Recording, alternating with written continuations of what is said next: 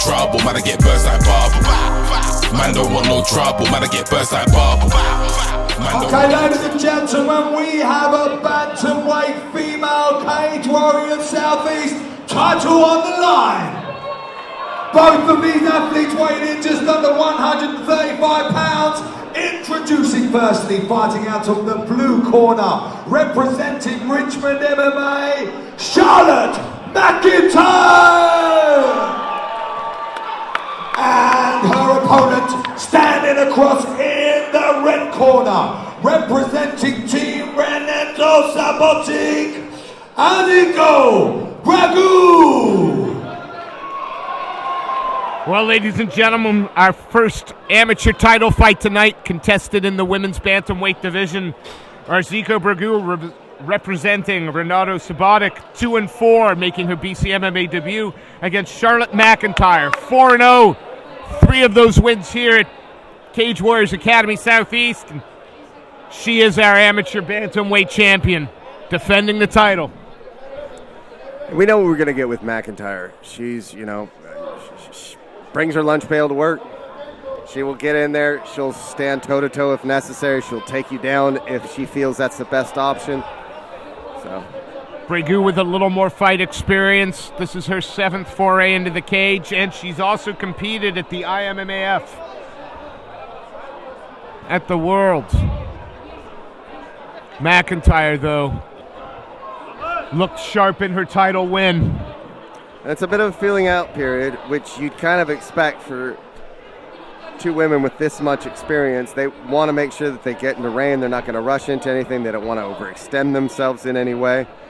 So you'll see a lot of jabbing and pawing and feinting to try to get to that point where, okay, now I'm in range. I want to right at the end of my punches. How is she reacting to it? That's usually that. In these amateur fights where it's only 3 minutes, it can be that first entire round or, halfway through it. McIntyre is not known for letting it go to a decision. All of her wins are finishes. See if she can make it 5-0 with 5 finishes tonight as she defends her bantamweight title. Bregu, though, she's disciplined. If you look at it, it's nice and clean. She's throwing that straight jab. When she throws out that left, it's nice, flat, straight. McIntyre lands that right, just slips out of the way and digs a shot into the body there, kick to the body.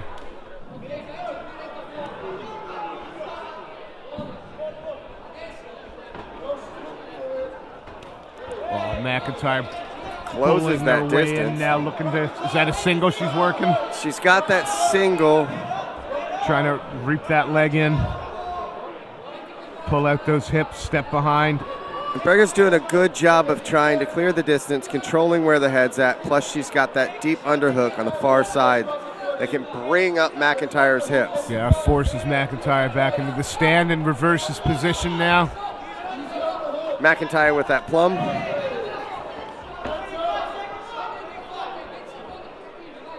Anigo Bregu doesn't look fussed at all. First 3 minutes gone. Tentative isn't a fair word. No, it's plotting. Both of them they're fighting smart. I mean, there's a lot on the line, so they're not rushing into anything, which makes sense. And both of them have fight IQs high enough to know, okay, this person is dangerous, and if I do this, and that, I'm going to put myself in a bad position. She always does very well when it's frantic. Embrace that. Get into the chaos. Here we go, touch of gloves. Second round underway here in this women's bantamweight amateur title fight.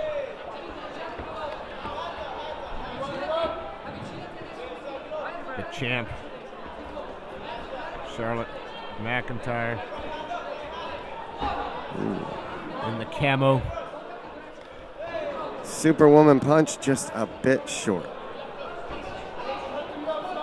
Bregu, very composed and calm in there. She's not expending a lot of energy, and she's keeping it nice and smooth. Looking for the counter. It's a big left hand twice over the top. And she's starting to take a little bit of space away from McIntyre, who catches that leg. She caught the leg, but it was after it bounced off her head. And nice little step behind the trip the opponent to the mat. What she needs to do is leg lace that leg so she's not able, Bregu's able to stand up because she didn't leg lace that leg and pull it out. Thought she was looking for maybe a hip toss there, but Bregu just staying heavy and sticky to her now, forcing McIntyre up against the cage. McIntyre reverses. But Bregu, it looks like you could see it on her face. She's like, okay, in this position I do this, in this position I do that. This is how I'm going to react. Foot stomp there from McIntyre. This is what I'm saying, though, with McIntyre, she needs to get into that chaos. She does really well when it's one of those frantic. She seems to respond very well. And I don't mean a firefight. It doesn't have to be. Nice. McIntyre was looking to try and force the takedown. She ended up getting her hips a bit too high, and she didn't control how it went. She more just went along. This is why I said about embracing that chaos. It's controlling where it goes and forcing people to go in that direction. It's a dominant position. Got to be careful there. Well, you can kneel on it. You can kneel on it, and she didn't. She just... looking for an arm bar, but Bregu just rolls with her now. McIntyre straight back up. Is she giving up the neck, though? Is that guillotine tight? Oh, God, it's deep. No, she's doing everything right. She moved her hands right up front. She didn't grab the back of the head to try to control the posture or anything like that. She did exactly what you're supposed to do. Swim your arms forward. Big hammer fist there. And that's landing. McIntyre trying to finish the round nice and strong. Only a few seconds left. Keeps defending with those up kicks, but McIntyre started to unleash some hell at the end of that round. We touch gloves. See who can assert their will in this round now.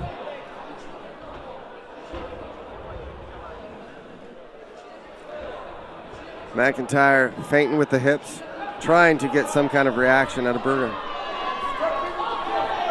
And both women throwing heavy. McIntyre starting to back Bregu up against the cage a little bit. Goes downstairs.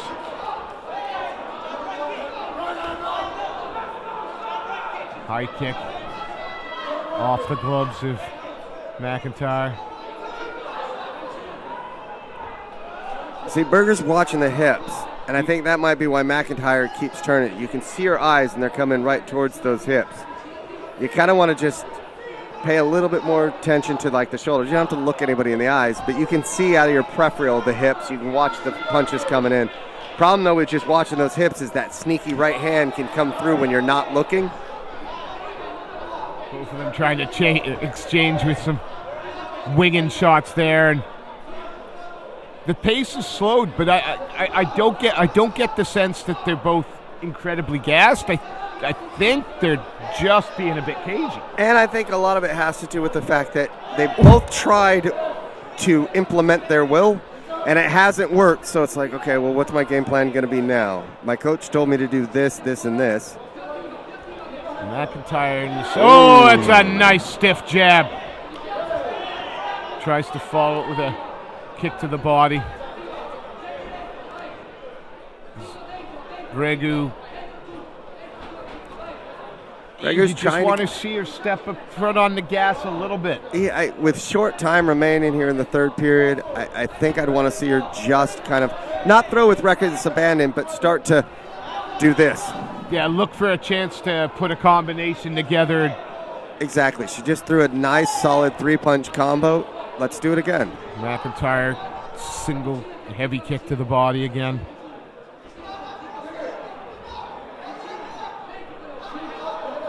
Is this just a little too much respect being shown to both? Or? I think so. I think both of them are just a little bit too... McIntyre In on that double and bulldozes her way into top position. I could hear her. There it is. That's what you called for. Lace the feet. Yeah, but the problem is her neck's stuck inside and her arm's trapped. So when you do that, you want to have your head buried right into the center of chest. It's a 5-finger.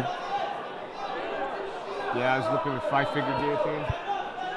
But she's defending well here. Exactly. Oh. Ooh, one of the. Right, wasn't on purpose though. After much judges' deliberation, we have a winner via majority decision. In the blue corner, Charlotte McIntyre. Man don't want no trouble, man I get burst like bubble. Man don't want no trouble, man I get burst like bubble. Man don't want no trouble, man I get burst like bubble. Bare feet twice me double, man don't